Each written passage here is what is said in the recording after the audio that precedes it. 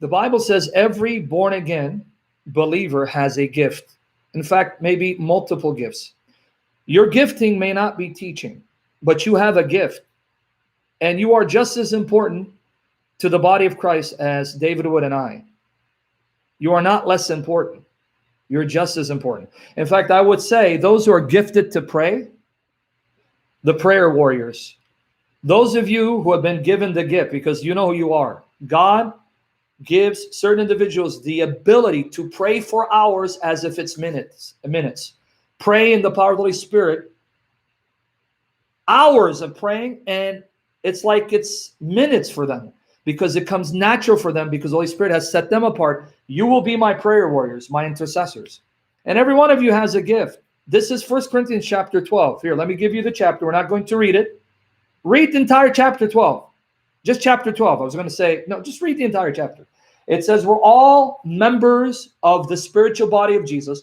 Jesus is the head who nourishes his body, who supplies the members of his body with everything they need to attain spiritual maturity and to conform to the image of Jesus Christ by the power of the Holy Spirit.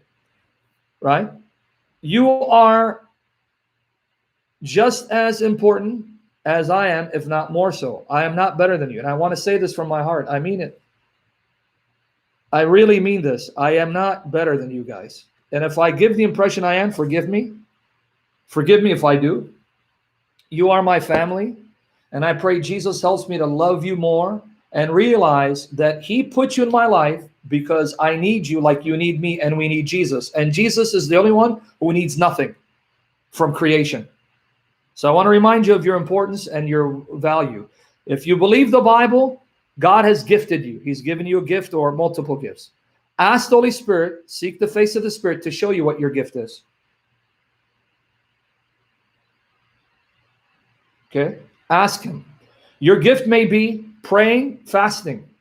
Your gift may be evangelizing and giving financially. Even giving money, even giving, that's a gift. Because some people have a hard time parting with their money, but they do so as a sacrifice.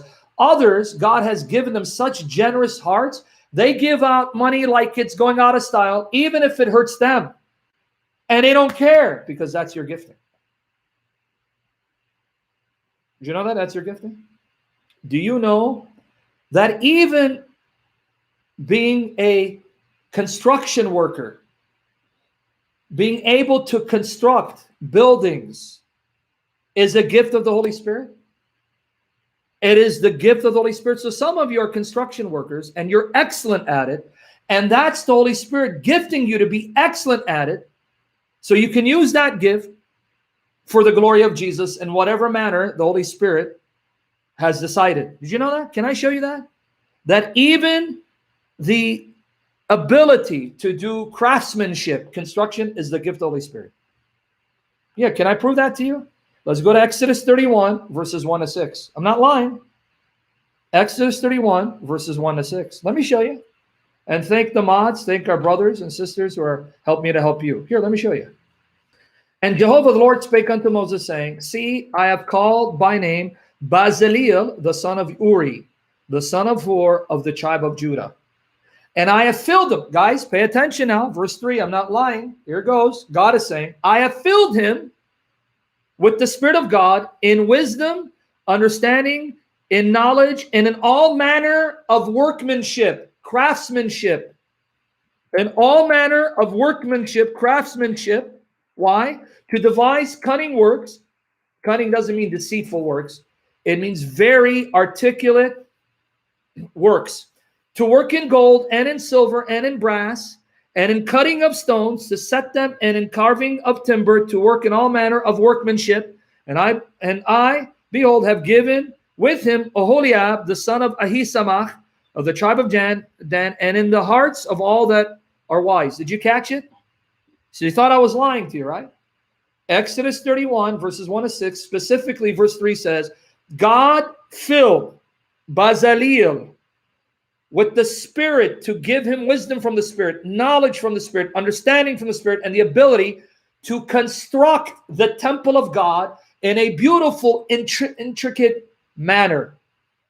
So I want you to realize every one of you have a gift or gifts that the Spirit has given you, ask the Spirit to confirm what those gifts are, and ask the Spirit to give you the opportunity to use them. You may not be called to be a Bible teacher, but one thing I can say, we're all called to evangelize and preach the gospel of Jesus Christ. And I need your prayers, and I need your gifts to help me in those areas I don't have gifts. Now, let me again show you the wisdom of God, because I want to talk about this a little bit before we get into the meat of the matter. And I pray we get more people. Lord, bring more people for your glory in Jesus' name. Let me tell you why God in his wisdom hasn't given any one human being all the gifts. But he's designed it in that he'll give me these gifts, but won't give me other gifts, but he'll give you those gifts to teach us to be interdependent, that we are members of a body, and as members of the body, we do not exist independently.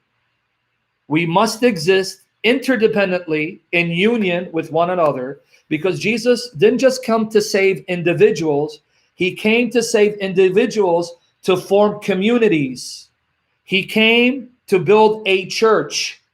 And the church of Jesus consists of individuals purchased by his blood, born of his Spirit, sealed by his Spirit, made inseparable in the bond of the Spirit, and completely dependent on our head, Jesus Christ, for everything. So, whether you like it or not, I need you, you need me, because God designed it that way. He designed it that way. You get it? God designed it that way. And if you want the proof, read 1 Corinthians chapter 12. Just read chapter 12. Read the entire chapter, all of it. It's 31 verses. Eric Brown, you'll know it because the mouth of 2 or 3 witnesses, meaning more than one person independently will tell you something. For example, Eric, a person may come up to you and say, hey, you know, has anyone told you, man, you're like really gifted as a speaker? Ever think about teaching? Let's say. And then someone else comes later on and says, wow, man, you're such a wonderful speaker, man. You should be teaching. See, that's how it works.